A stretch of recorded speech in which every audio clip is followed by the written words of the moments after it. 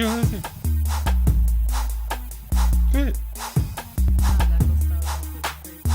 We're gonna start. That's the thing. We got to, because you started it off, so we gotta do it. And this is gonna be very musically inclined and rich show. This is gonna be a very black excellence show. Like the color purple. You know. Oh, we're not. Oh, okay. Go ahead. Oh, speak, Lord. Y'all gonna sing background? Speak to me. I was so lost. I was so close until you spoke to me, Lord. Okay, there we go. Y'all do not know what is about to happen. We didn't have based on request. that. It was. Y'all, I don't think anyone knows what's really happening right now. We didn't have first powerful message from my brother Tay. Killed it. I'm still over here trying to think about what he was talking about the traumatizing. Like that is just it. Dang, nabbit. About emotional impact. Yeah. Yeah, I mean it was good. It was good. But hey, guess what? Part 2. You know what it is? Promise Mango. That's down right. here at the EBS Suites, 301 North Main Street in Winston-Salem, North Carolina. Hey, 24th floor vibes. Yeah. Hey, we are up here. That's what's up. Pilot Mountain. It's up. that way. Is that way? That way. I was going to say, we want to. we put look, we high. No. But I mean, we are high off in life. Yes, and we're high. sunshine. We're high in the air. Don't want y'all to get confused. Okay. No, the doctor's in the house. I'm not a medical doctor, though. Not the medical doctor. I'm a social scientist. There you go. All right. There you go. Look, y'all. Hey, I want you to go ahead and introduce yourself because you already did the praise and worship song. Okay. With my little quick clap. There you go. All right, so I am Kimya Dennis, also known as Kimya N. Dennis. The middle name is Nuru, so my name is Kimya Nuru Dennis, Swahili first middle. And students call me Dr. Dennis. Mm-hmm. And I am a black woman of African descent, African-American woman, born and raised in Richmond, Virginia. I've been here in Winston-Salem since 2010, and I am also a sociologist, criminologist, and overall awesome. Awesome. Those are the words. Those are the words for today. Awesome. I wish I remember where I first heard your name. Uh-oh. Because I moved up here in 2012.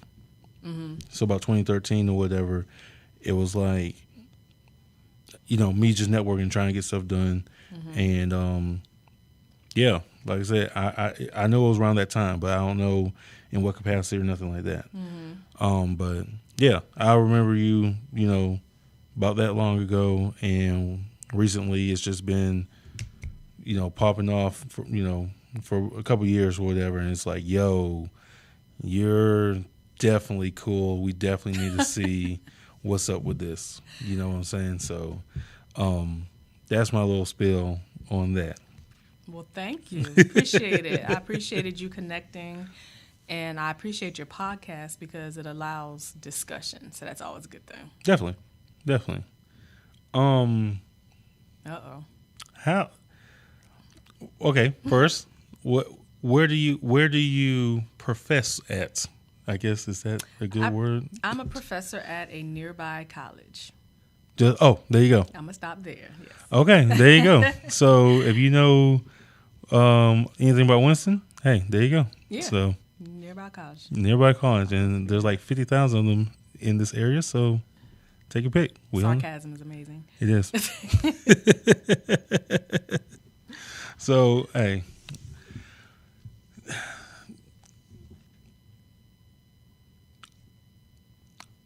Name a problem. And then you just talk about it. Because I'm really trying to put together questions. He wants me to fuss about something, and I'm gonna tell y'all. This what happens. See, people always ask me for my sentiment or my opinion about something, and then when I share it, they're like, "Why did she say that?" Because you asked me to say something. All right, so I mean, the world is full of billions of people, trillions of problems. The question is, which one interests people? So I will say that one of the issues with being a community advocate, an advocate for our people, an advocate for mental health, physical health, reproductive rights, sexual health, and health justice, racial justice, gender justice, and LGBTQIA justice, among the many issues is people want you to go around in circles trying to make them happy because you chose a problem that they consider important on any given second. Gotcha. People change their minds very quickly. Another issue when doing this work is a lot of times there's people coming to us individually expressing concerns, but they don't want to be the one speaking out about the concern. So then you become the spokesperson for the people who sit on the bench, and then you become the scapegoat for people who are now mad that this issue was brought up by you, as though you're the only person who has that issue, right? Mm-hmm. So when we talk about problems, I first like to highlight that. That includes when organizations talk about diversity and it's just a catchword. And they always ask me why I'm always so skeptical. And I always tell them, instead of asking why I'm skeptical, give me a reason to not be skeptical. Put your energy into that. That makes more sense. So I'm not Debbie Downer from SNL, but I am reality person. And one thing we know about people is that throughout the existence of humans, humans are wonderful at mincing words and playing word games and pretending that something did not happen that you know happened. Mm-hmm. And then when we talk about social change and making things better, people like to they go in a circular logic, revolving logic, because what they want is to not really be bothered. So that's one thing I always have to tell people and organizations that claim they want to do community work. Do you really want to do community work, or do you want to just do bits and pieces that'll put your name out there, and then and then we just back to begging for change like we were in the first place. So, and a lot of people honestly don't like that honesty. They don't like that candor. They're accustomed to people who walk around smiling. Hey, hey. And I think that is that whole smiling around thing expired centuries ago. And now the whole point of justice and power, we want more justice and equity and power access. And more justice and equity and power access includes those of us who are from traditionally marginalized groups should not have to walk around smiling. Definitely. Like, how are you really enacting change if you're telling me to walk around smiling as the black woman and just pretend everything's okay? That's not change. Instead, that's tokenism. And that's putting a Band-Aid on a deep wound and hoping that I'll be a good black person and not challenge it. And like I always tell people, if you get mad that I made this comment, but you implemented the change, now you have to admit that the comment was correct, but also that your organization has deep problems because you needed me to make this comment before you even noticed the problem. So don't blame me, blame yourself for not noticing there's a problem until I got in your face and said something. And it's very common if we're talking about racial dynamics, it's very common for whites who are the power majority, whether people want to admit that or not. It's very common for whites to get mad because they feel like they were polite enough and therefore there's no problem. And it's also very common for racial and ethnic groups, Native Americans, non-white Hispanics, Asians, people of African descent, to also get mad too because they've become comfortable playing the game with whites. And you're making something complex that they considered just simple as networking. Like, why are you bringing up race? I'm networking with whites, so what's the problem? And it also happens when we're talking about gender dynamics and other power disparities where people who are in the marginalized group have learned how to play the game, and they're now pretending that gender, race, sexuality no longer matters. You can just network, make a profit for your business. The world's a better place. And then here comes Kimya Nuru Dennis, Dr. Dennis, problematizing something that's already a problem under the table. It's shaping policies and procedures, and I'm bringing that to people's attention, and they're mad because I didn't shut up and let them just network and make money for their company. Welcome to the world, everyone. Hi. This is this. How are you? Hey, it's so many questions I think that can be asked from what you just said. Because that's a hell of a intro. Was that the intro? That's still just an intro, guy. I'm sorry. Yeah, I was just I'm Kimya Nuru Dennis. Nice to meet you. I apologize. Because it's like, so what's a problem? Like a problem, and it's just like, oh, okay, so we got all these. Okay, problem well, is the problem. Problem's a problem. So let's see.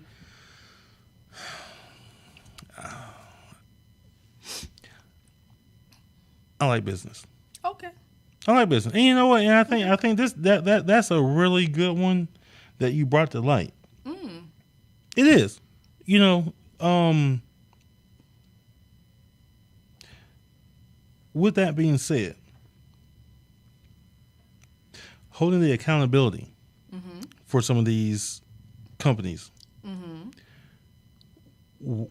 where is that line drawn when it comes to we're doing this and this is our passion versus we're doing this and yes, we're getting some extra change or we got another group? Because, you know, like I know for a fact, like Tom's, you know, the shoes, you know, he has a service type deal connected to that. Okay.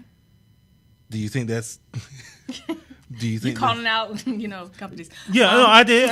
You know, I'm just. That's just. You know, you are not going to get a sponsorship from them. No. Tom's do not sponsor this. No. So yes, I get your point. So. Yeah.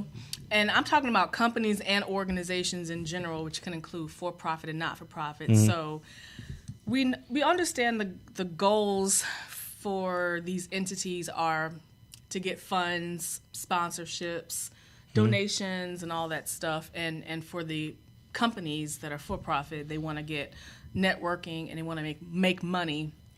So with that, I always tell people that's honest, that you got to make money, right? You got to keep your organization and your company running. At the same time, though, you also have to be honest about is community advocacy among your goals? Is justice among your goals? Is challenging disparities in power among your goals? Is reaching people who need help among your goals? And if those are among your goals, you have to, I tell people to do assessments like every 6 months or annually. Realistically, are we reaching those goals? Yes, we're making money, but where's the money being spent? Do we really reach everyone when, for example, almost everyone who represents our organization is middle, upper class, or white, or Christian, or whatever power-dominant representation? And so that's what I always tell these companies and organizations. It's okay to focus on networking, making money, being professional, being polite with people, but we also have to understand whether we're playing the game. Are you playing the power-dominant game with the power-dominant people? And if you are you really working for the people? Gotcha. Or are you working against them? And you can say, well, that's not my intent. Well, when we're talking about structural, institutional dynamics, the proof is in the pudding. It's in the outcome. And when organizations and companies claim, we had no idea that this group wasn't being reached, that's because you either didn't care or you didn't do the assessment. So that's also part of the things that I do when addressing health disparities, when addressing disparities within Black communities as well. You know, we have to highlight how all social institutions and social structures have some kind of dominance there. It could be gender, sexuality, whatever it is. That's just how people have always done things. People have never, for thousands of years, allowed things to coexist. Like Dr. Charles Tilley, who's a social scientist, wrote many years ago, where he talks about this notion that there's going to be a ranking of categories. So it's categorical inequality, like whether it's different shoe size, different height. Humans have never been able for people to have different height, for example, and say, oh, we just, we're still cool. We just got different heights. Instead, humans have always needed to rank things. And that's what I tell people when we're talking about like racial differences. I tell whites, you don't have to claim to be colorblind, because that's conducive to colorblind racism. It's okay for you to notice differences. The problem, though, is that when people say our differences need to be hidden, or our differences have to mean we're lesser than or greater than. Gotcha. So that's because, life is not an equation like that. No. No. It's not. No, it's not. I agree. It's not. I mean, it's not mathematics. It's not. Math is... No. Yeah, it's not mathematics. So there's a lot of... what's the word? Differentiations among people. Mm-hmm. And being fancy. I know. And they don't necessarily, you don't have to put things in the category almost all the time. I feel like you don't have to. Okay.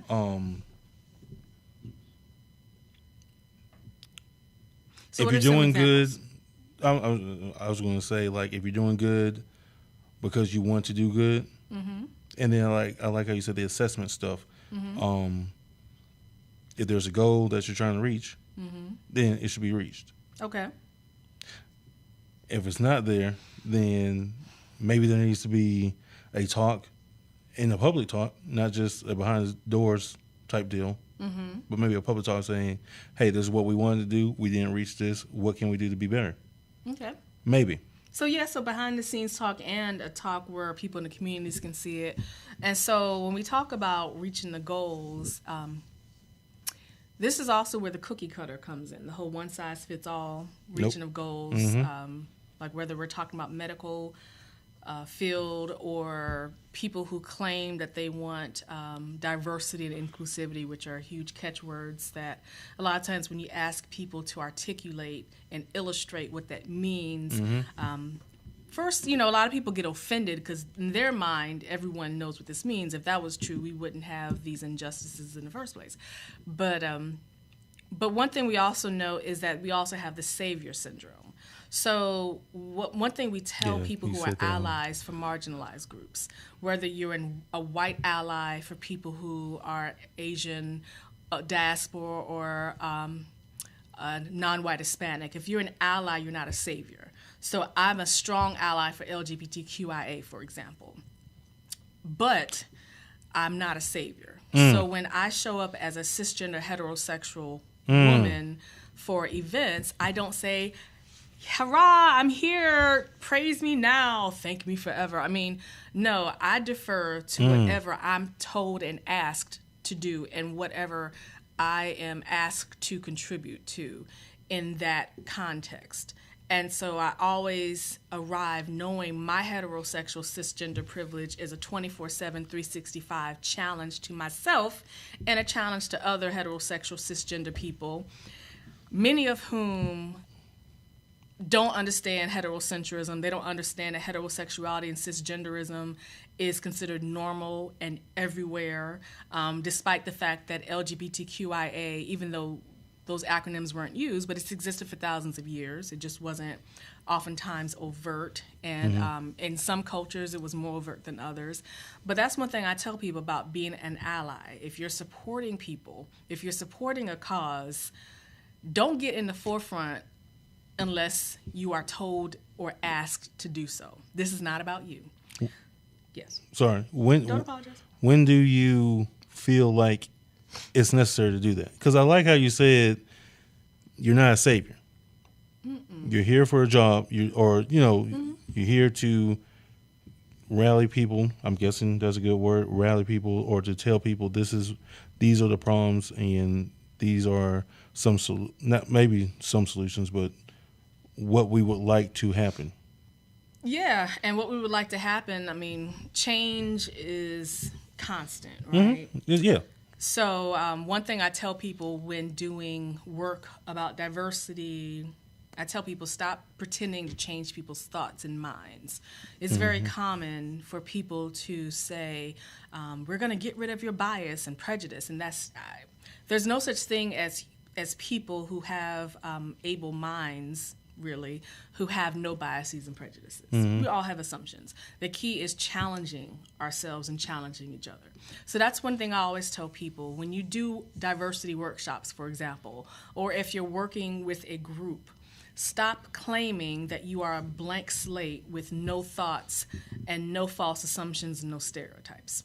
Not only is that false, but it also is insulting because it implies that all these structural systemic inequalities that have existed for centuries are only a mere issue of changing people's thoughts. No, it's about power differentials. You can be the most polite white person in the world, married to African American, and be a member of NAACP, go to a black church, and guess what? You might be the CEO of your company and might not hire African Americans because your clients are wealthy white people who will not want to come to a company where there are African Americans working. That's still racism. That's still discrimination, even if you are the quote-unquote exceptionally good white person. So that's why I tell people, stop trying to pretend like you're changing people's minds and understand it goes beyond that. It goes beyond what people are thinking and feeling. Sometimes people feel justified, even through religion, for example, to be harmful to other people. And so I want all organizations to understand when I challenge that, you can take it personally if the criteria I've listed pertain to you, take it personally, very personally. But if it does not pertain to you, think about how it pertains to the larger scale. Gotcha. And if you don't want to do that, just admit you don't care, and then we can move on and just admit that you're exclusive, biased, bigoted, and you want to be left alone. And that's fine with me. I'll just stay away, but you can't ever claim that you really are inclusive and represent everyone. So you really hold people accountable. Yeah, I mean, I hold myself accountable every day. I have people in my life, amazing people, family, friends, colleagues who hold me accountable, and I hold everyone else accountable. We're all imperfect. I'm perfectly imperfect. So I have my flaws. I'm not always correct, but the problem with humans, my friend always asks, why do you call us humans? Well, I mean, the problem with people is that we don't want to be held accountable. We want to act a fool and then act like we don't know how the disaster struck us. So I just want everyone to know that when there's injustice, when there's anything bad happening, we also have to understand how we contributed to it. Even if we didn't know that we contributed, we have to learn how we contributed. And so that's pertaining to power-dominant groups and the marginalized groups. I want us to know how we contribute. Examples of contributions are when people are willing tokens. So if you're part of a marginalized group and you are basically praising the power-dominant group, it's like Django Unchained. It's like images of Sambo, like all these different images that have unfortunately been depicted towards people. And these are stereotypical images. But the common theme in all these images is this idea of, quote unquote, the happy Negro. And the happy Negro has been used for centuries to depict people of African descent as not really being unhappy, as not really having complaints. And that model is still used in 2019 when there are people who are members of marginalized groups who say, well, I don't see anything to complain about. I'm getting mine. Well, here's the thing. If you're happy that you're getting yours, the moment that the power majority group might disenfranchise you or harm you, and you're no longer getting yours, there's nobody going to be there to help you because you've shown that your loyalty is to the power-dominant group and you only care about the marginalized identity when you're missing out. You don't care about the marginalized identity as a larger group. You only care about how it benefits you. And that's harmful for our people. It's also harmful when challenging systemic oppression. So what's the equilibrium? How does that power dominant group and the disenfranchised group, and I'm asking, because I'm trying to figure out like, okay, we're good. You know, like how can you explain that? Yeah, so compromise and balance is only possible if there's open dialogue, where we can understand how we can work together while being honest about the disparities within what we're doing together. It's just like think about this, like you having a family cookout, right? And you don't like Uncle so-and-so. You have a mutual understanding that y'all don't like each other, but then you have a conversation of what can we do to make this a better relationship. And the compromise might come on both ends, but you'll never truly be happy unless you address the issue with Uncle so-and-so. Gotcha. The same thing happens when we're talking about community relationships, businesses, companies, organizations, where the marginalized groups oftentimes feel like they have to be silent because they're also going to lose their job, they're not going to be able to market their business, they're going to lose all of the referrals for their company, they're going to lose all their friends and family. And I tell people that's not a healthy relationship. That's not an equal relationship. That's a relationship where the power dominant group is in control. And balance also includes knowing that being a member of a power-dominant group, like I said earlier, does not mean that you're an evil person. It doesn't mean that you're intentionally trying to oppress people. But what it means, though, is you still have the privilege and identity. And if you refuse to acknowledge that, you're contributing to the oppression of the marginalized groups. So the balance only happens if there's honesty on all sides and people can be honest without feeling like they're going to lose their supporters who might be members of the dominant group, rather. Does that make sense? So when we're talking about balance, it's communication, and most people don't like to communicate. Instead, what they like to do is find people such as me who communicate, and I'll be the spokesperson. But again, when I'm being thrown under the bus, they will not come to my defense. They'll just disappear altogether, and then it's just Kimya against the world, when instead I'm representing a larger issue. And so I've gotten accustomed to that while also protecting myself, because I know that when we're talking about working towards change, most of the people who say they want change, they're really speaking as theorists. Gotcha. Like I tell my students, there's a difference between theory and reality, right? And if you're a theorist talking about change, I respectfully request that you not come to me with that, because when I'm talking about change, I'm talking about what's going to be done next. And if you just have theory, you can just send me an article to read or something. Other than that, I just need people who are really talk about it, be about it. I was about to do some Rakim for y'all, but it's okay. No, it's all good. No. Hip hop. Yeah. So I have a question. Has technology changed that dynamic as far as, is it better? Is it worse? Are people less afraid of the dominant person or whatever? And it's like, oh, okay, well, you're holding this power or whatever. Now that technology is here, people can build their own I don't want to say brand, but build their own identity and have people like, okay, I'm going to follow you because I like you. Right. Does that play a role in certain things? So technology has some good impact on social change. So, for example, you have now more Black mental health, Hispanic mental health, Native American mental health websites that also have podcasts, that do webinars, that are on social media. So that's an example of how technology can be a good thing. Technology is also good in connecting people who are community activists, and they're able to develop groups and also support each other in balancing community work with self-help, right?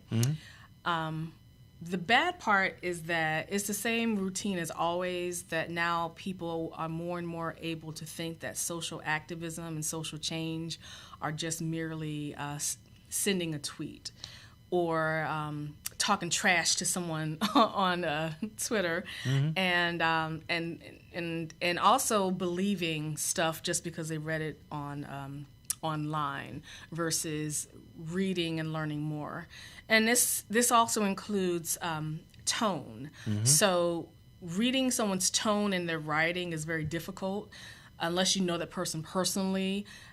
So it also is based on culture. So as a black woman, a lot of times my tone can be assumed to be like slapping your face. And a lot of times I'm not at all the least bit agitated. For me, it's just really matter of fact, a lot of the things that I say. So when we're talking about social change, you have to take all of this into account, because if the root of your social change is technology and seeing something on Twitter, you're not really an activist. True. Like I tell people, log off and get out there and talk to people face to face, because you'll find that sometimes what you read them type on Twitter has a different meaning when you look them eye to eye. They can say the exact same thing, but now you actually understand what they meant versus what you assumed when you read it on Twitter. So they're out here internet gangster and activism type deals. Yeah, I mean, and that happened ever since the internet was first created. I mean, violence is never the answer. But I just want people to remember, though, that we all have busy schedules. None of us can fight every effort.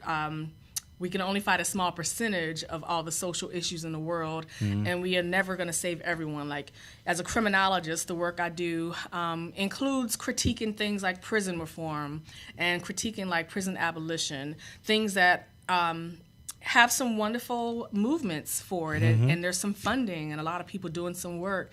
But we also want to understand that some changes are easily reversible, or some changes don't work out the way people thought they would work out. So, and why is that? Because life is imperfect. I mean, and they're humans, and we're humans. Yeah. So, for example, I mean, people always talk about having libraries in prisons. People talk about now being able to get GEDs and degrees in prisons. Yeah, that's a good idea. But guess what? Most taxpayers are struggling to pay for their own books. And they feel like it's giving someone not just rehabilitation, but also rewarding people for committing a crime and being incarcerated, where you have people struggling in the outside. So as a criminologist, I tell people, as a black woman first and foremost, I understand the theory behind certain rehabilitative methods, but I also understand why some taxpayers are like, well, if we're going to spend the money in prison, why don't we spend money in our K through 12 schools that are struggling so we can have more preventive methods? So that's an example of some good dialogue that's been happening all over social media, including on LinkedIn. There's a lot of people on LinkedIn who do this work. A lot of people don't understand. First off, you have to know how to use LinkedIn correctly. And you hit on really good points about your dialogue has to be a certain way, and the dialogue may not come through until you meet somebody in real life or in wherever. But you have to also be able to capture that audience the way they need to be captured on LinkedIn. That's right. Yeah. Like I've seen some of your posts on Facebook, and then you go to LinkedIn, and it's like it's not different, but it's different. Yeah. And you're still getting the same message across. Yeah. But it's like. Yeah, I mean, so it's a different way of expression. It's just like when I do presentations for example, health professionals, my message is going to be delayed. My message is going to be delivered in a different way than when I do presentations at community events. Gotcha. Different language, like some messages can be more stern because people already know what you're talking about. Some messages you can change the tone a little bit, and so that's one thing I always tell people. You always have to know how to deliver your message in different environments.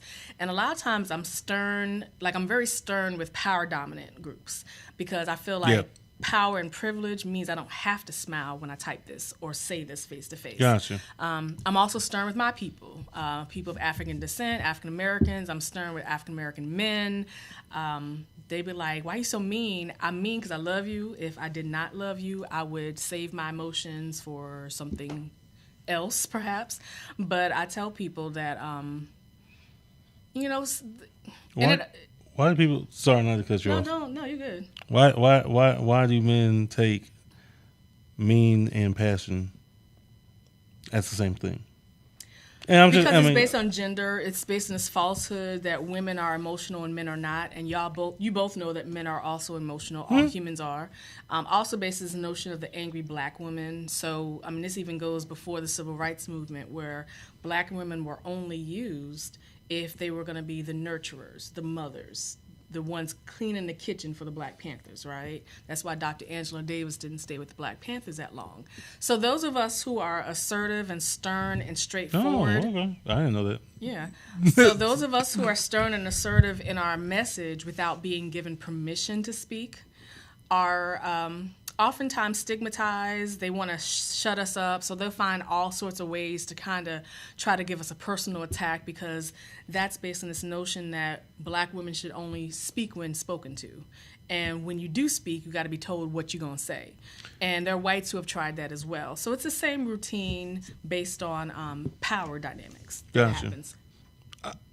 I think the only reason I'm asking that one is because whenever I do get into argument, discussion, whatever, with my girl. With your girl? Yeah. She brings those things out. And I literally be like, I don't think that way. I'm not thinking like this. And I don't think I'm saying stuff in a way of, I'm the dominant dude, I'm the one, blah, blah, blah, blah. Like, I feel like it's like, just been a long day, don't really want to, I just want to have fun. And then sometimes you might say something that catch me off guard that I have to think about. And it's like, baby, I've been working all day. I don't want to think. And then, I mean... But you had to think to get in the car and drive home, though. True. I mean... I'm just teasing.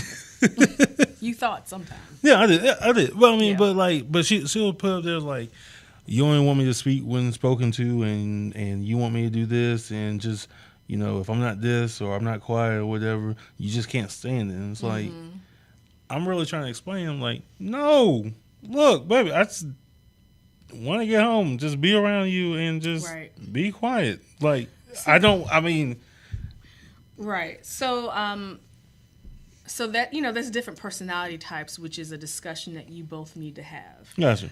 Like I always tell people, our racial identity, our gender identity, our sexuality, those don't determine our personality type. Those are not like, you're a man, you have your own individual identity, individual personality, so it's not like all men act the same. For example, not all Blacks act the same. So the key, though, is communication, because most men, including African-American men, have not been taught to communicate. Communication does not include when you're definitively saying, I don't want to talk. That's more so like, leave me alone. And that don't sound too nice, does it? No. Okay. So this is when you need to just both have a sit-down discussion and say, when I come home, I like to just kind of marinate in silence. And then she can have an understanding.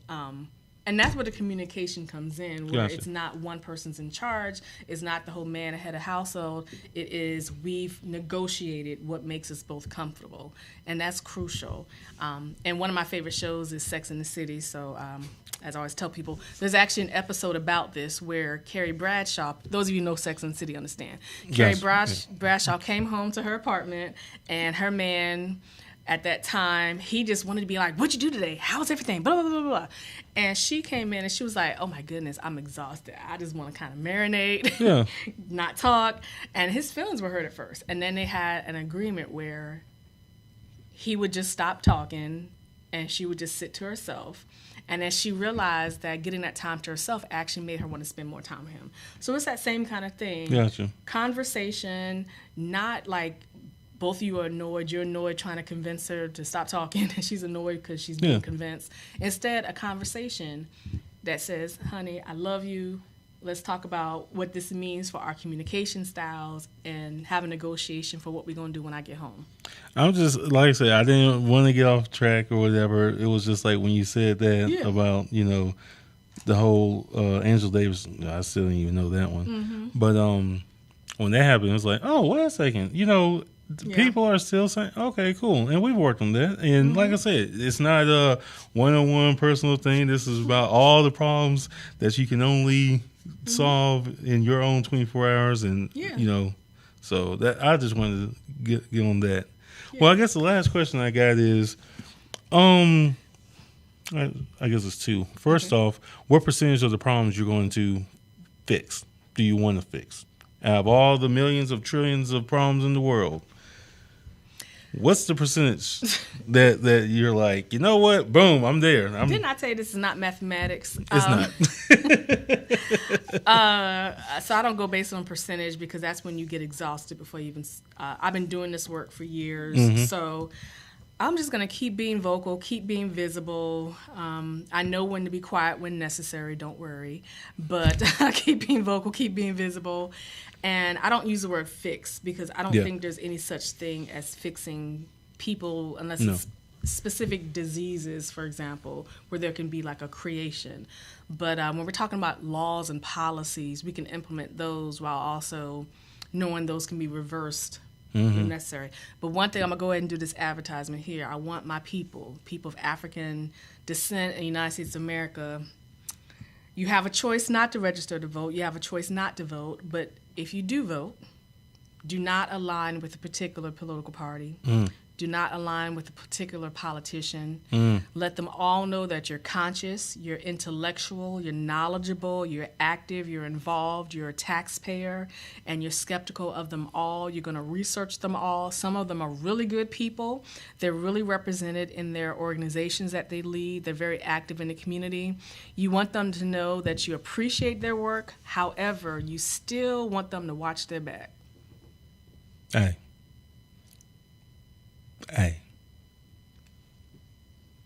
And that's okay. We got to all watch our back. Right? Because truth. They take us for granted as African Americans. So they need to watch their back. Protect your neck, like Wu-Tang said. Go hit the line. Hit a line. Hit your favorite rap line. I was going to do ice cream Wu-Tang, but I'm not going to do that. That's disgusting. Look. It's all hip hop. We run it. And I'm from the 804, 2 Up, 2 Down, Mad Skills, representing. I think that's it. I think the show is over. No, go ahead and spit a line one time real quick. Spit your favorite line. Oh, my goodness. Oh, I could do the whole self-destruction. The main topic, self-destruction. It really ain't a rap. All it is bugging. Okay, I'll stop there. That had a spiritual, then killed. Funky fresh, dressed to impress, ready to party. Money in your pocket, dining with your body. To get inside, you paid a whole $10. Got escaped with a razor blade taped to your collar. Leave the guns in the crack and the knives alone. Kimya D on the microphone, thumb washing and pushing, smacking and tacking. I can't understand why brothers don't be acting. There's only one push up. We're calling no more. You ain't guarding the door. What you got a gun for? Do you rob the rich and steal for the poor? Yo, daddy, yo. Straight from the mouth, the Ryan, the daddy, yo. Okay. I'm done. Music frees our soul, artistic expression. Everything I do has art to it. Everything. So, Hey, hip hop. Hip hop is when they say it's the most consumed genre, it is. Has it been manipulated a lot? Yes. Yes. Including by auto-tune. Mm-hmm. Yeah. Mm-hmm. No disrespect to Zappin' Rogers. Yeah.